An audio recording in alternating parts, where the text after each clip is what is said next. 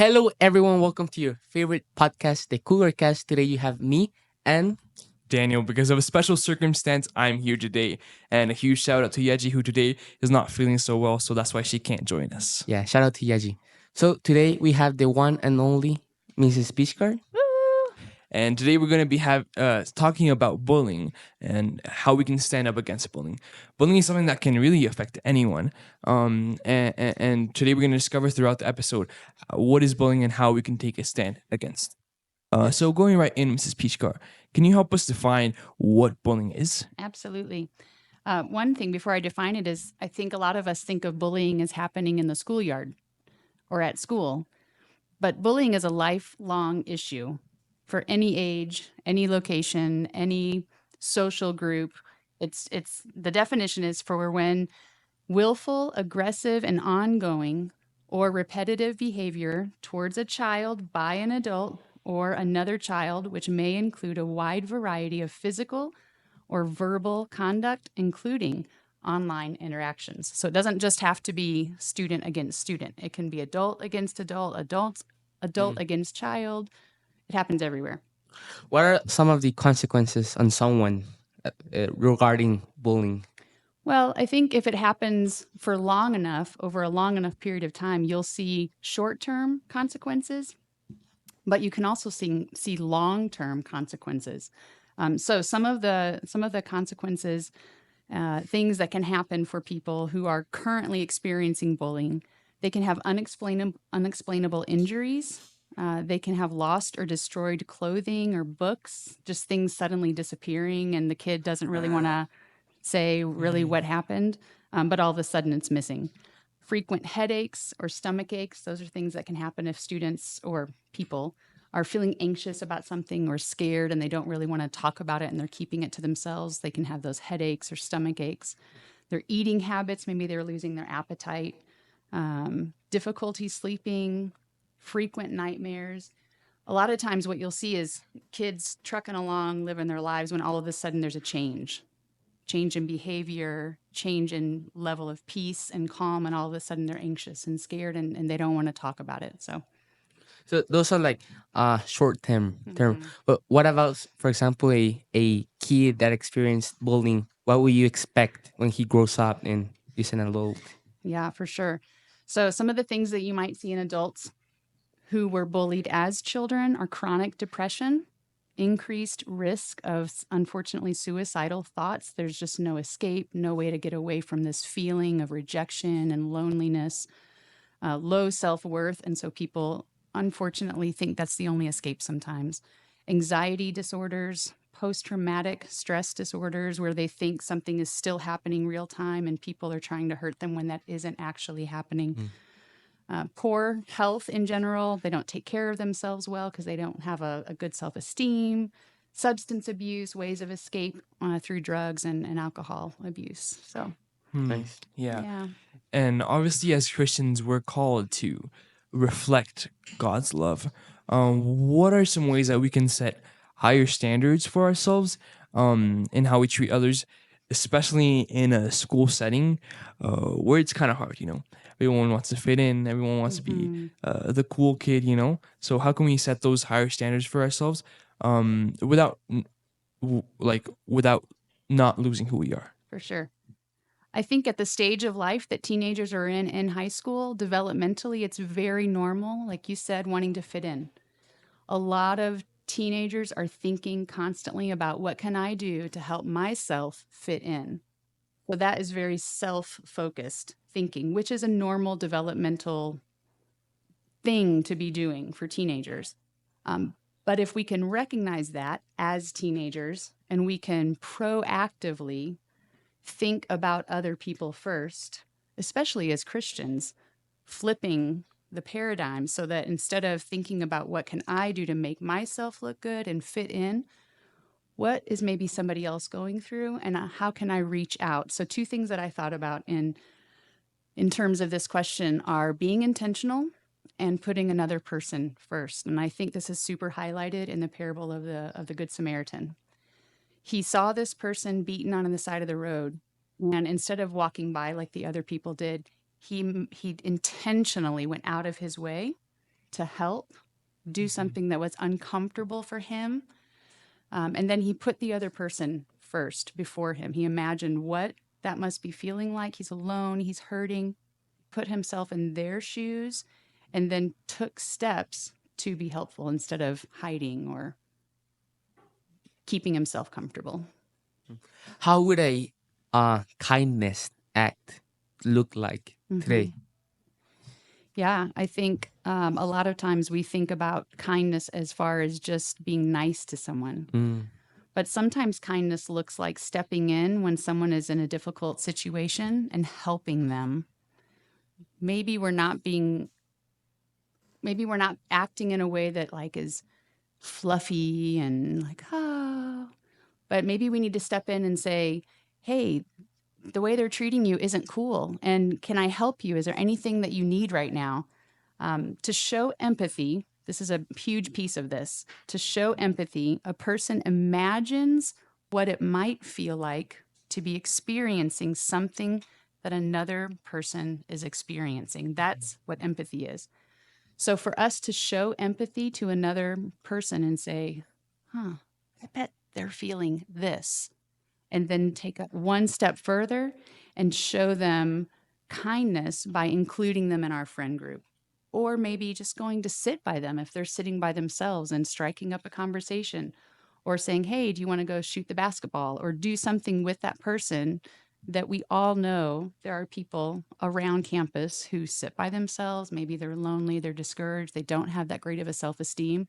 And maybe we do, and we are out with our friends having a great time, but we know there's students around here who feel that way. And for us to be the ones to take the steps to reach out and pull them in. I have a question. For me, for example, is like difficult to know when it's a joke and when it's actual bullying. So how can you It's a great question. how does the discernment look like in those situations? Well, a lot of times that takes time. A lot of adults do not have that skill. But the fact that you're aware that maybe you fall into that trap sometimes is huge. That's a huge first step. The next step I would recommend is look around at the situation. Who's laughing? More importantly, who isn't laughing?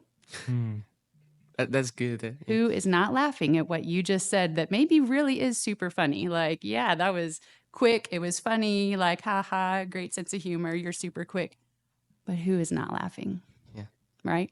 And if the person that comment was directed towards were here, maybe they're not here. So maybe they're not laughing because they're not here.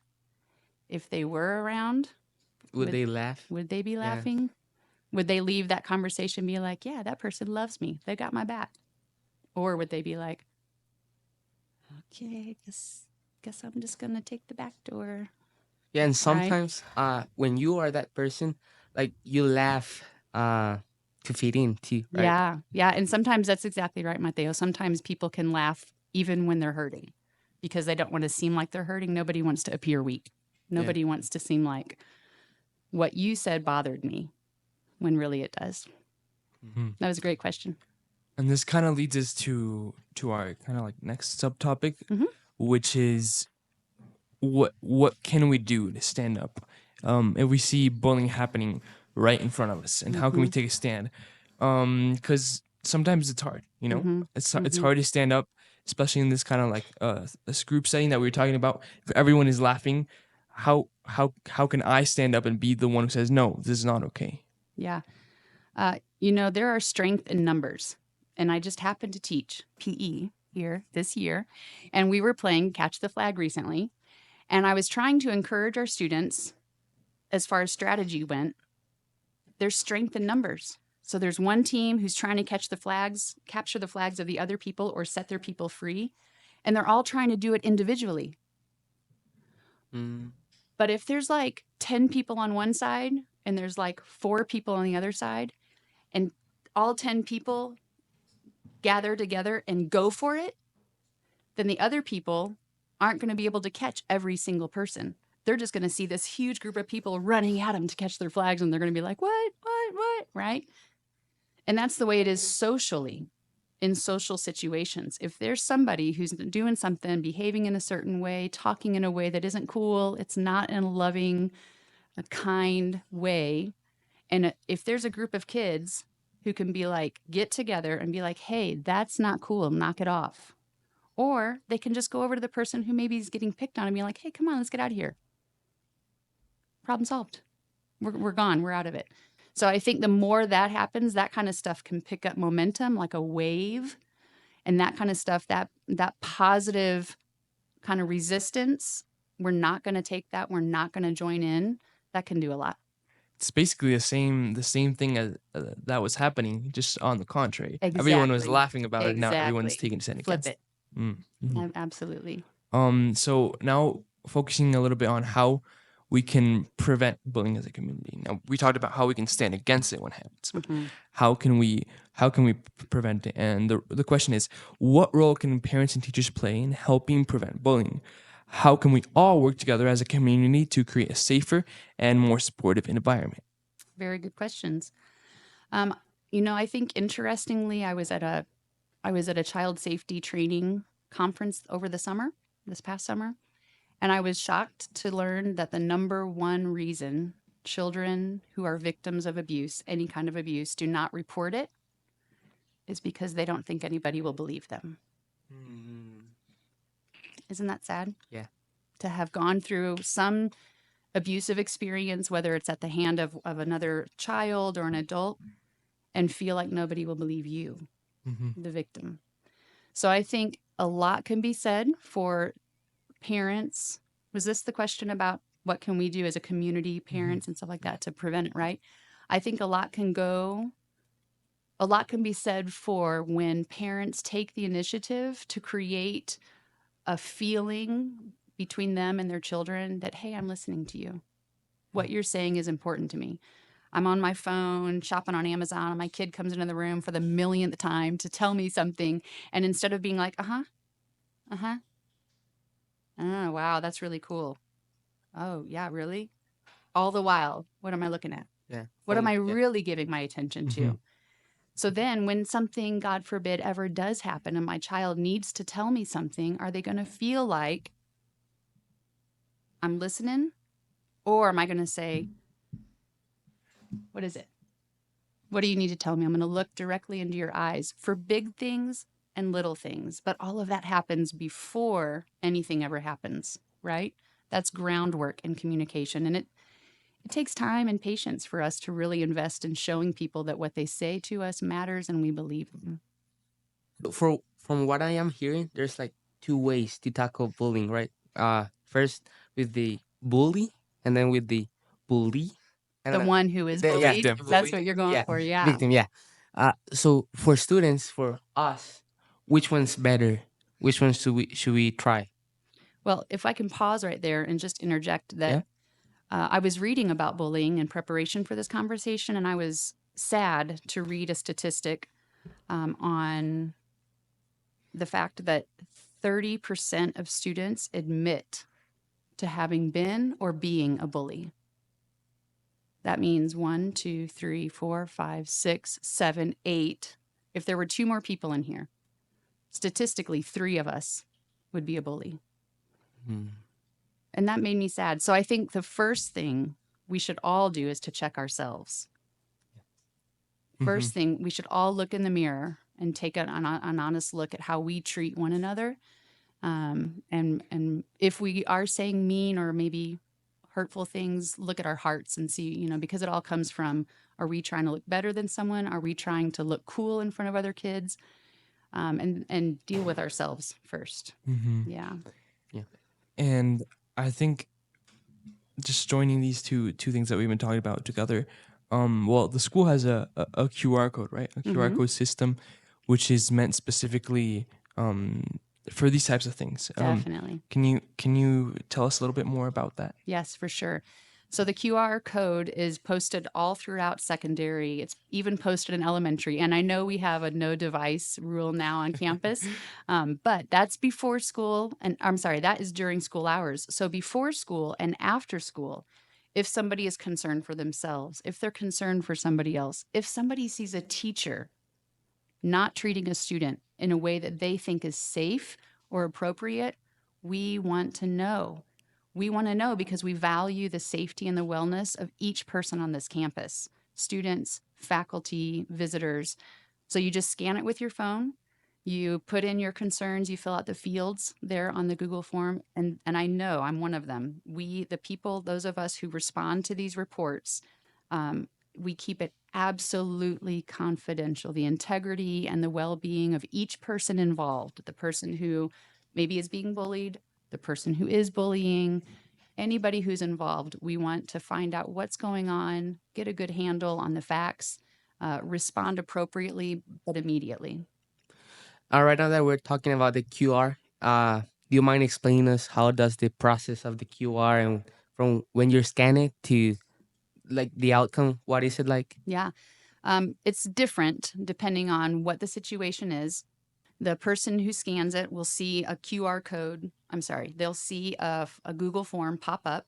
There's an option to put your name in or not put your name in. You can do it anonymously. You can select how you want to submit it.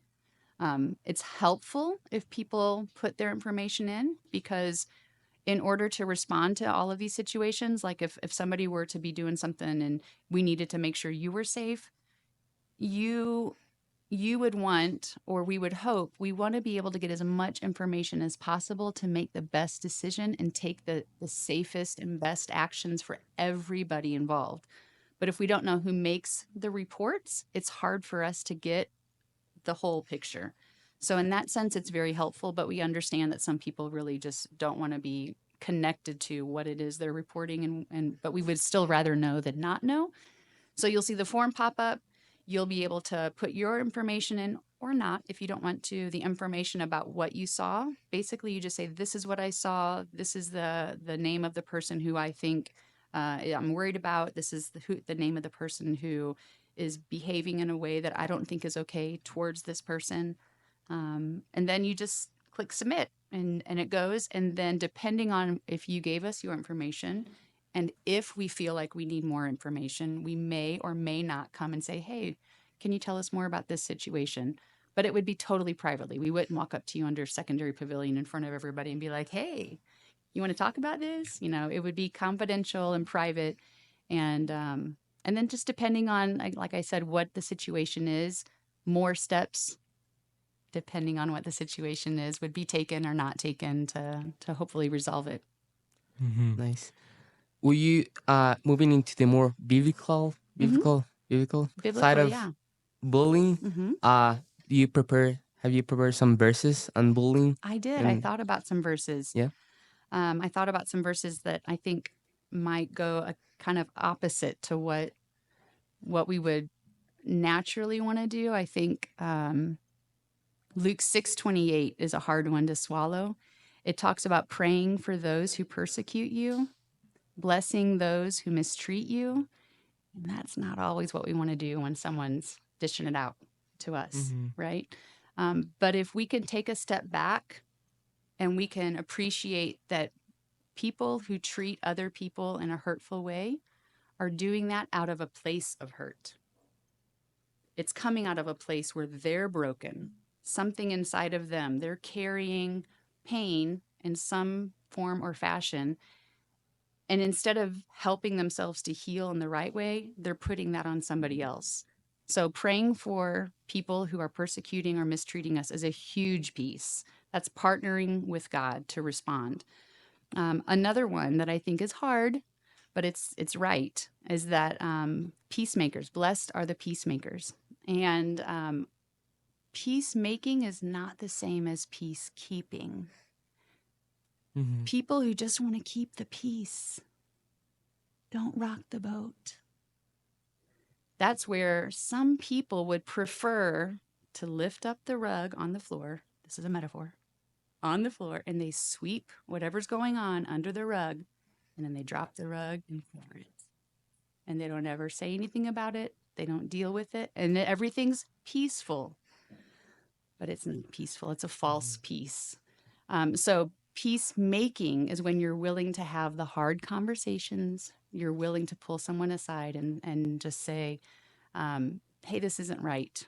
you're going to need to stop this, or this will be the consequence. So those are some things that I think scripturally. And then John 8, when the woman who was caught in adultery ran to Jesus and the Pharisees who were actually bullying her, Jesus stepped in between her and them, and very lovingly but firmly, he said, "Hey, any one of you are without sin, cast the first stone." Mm. So he saw her in her pain. He didn't judge her. He responded compassionately, but he responded firmly, and not angrily, but firmly to the bullies in the situation, and he put a stop to it. So I think there's several pieces there. Thank you. Yeah. So we're drawing near the end to the episode. We always ask this, Miss Pixcar, how could we pray for you? How you can pray for me? Yes. What a cool way to end the episode. I think in the context, I'll answer it in the context of CAG. I think if you guys could pray for me to know how best to serve CAG. I do several things here, and I'm honored. It's a privilege for me to serve missionary families as well as the new business families and national minister families that we have here. And my heart is really to lift up the hands of, I know I'm a parent, so I know it's difficult to be in missions or have a full-time job, whatever it is God's called us to do. It's difficult to juggle that. And so my heart here is to lift up the hands of the parents and the administration and the teachers to just be of service and glorify God and be a blessing. Thank you. We read a verse at the end of the episode. So Daniel, if you would be able to read it. It says, let no unwholesome word come out of your mouth, but if there is any good word for edification according to the need of the moment, say that, so that it will give grace to those who hear. And that's Ephesians 4:29. I think that's a great verse to wrap everything up. That all the things that we've been talking about. So could we hear your last thoughts on that verse, Mrs. Pishker? Yeah, that's super hard, right? I mean, it doesn't even have to be a bad word for it to be unwholesome. So I think if we take that verse to heart, the Holy Spirit can come in and equip us and empower us. I love the verse that says the same Spirit that raised Jesus from the dead dwells in me and quickens my mortal body, so that when I come up against a situation where I feel like I don't naturally respond the way that God wants me to respond, I know that the Holy Spirit is inside of me to empower me and enable me to go the right way and to say words that do impart life, right? Thank you. So that's been all for today. Again, shout out to Yeji. She is sick, but we will have her next week. And that's it. Goodbye. Bye. I think that was smooth. Did I talk too much?